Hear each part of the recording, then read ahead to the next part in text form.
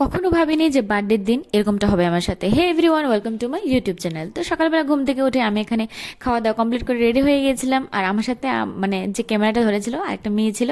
তো দুজনে আমরা একটু ইনস্টাগ্রামের জন্য একটু ভিডিও টিডিও শ্যুট করছিলাম। তো সাইডে গিয়ে দেখলাম যে একজন দাঁড়িয়ে দাঁড়িয়ে দেখছে আমাকে। তো এর নাম হচ্ছে মুনাই, প্রচণ্ড দুষ্ট, কি বলবার।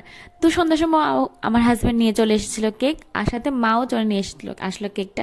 তো সেলিব্রেশন হচ্ছিল একটা ছোটখাটো। Happy birthday. আর আমার কিন্তু এইসব ছোট বাচ্চাদের মাঝখানে কেকটা কাটতে খুবই লজ্জা লাগছিল, কি বলবো।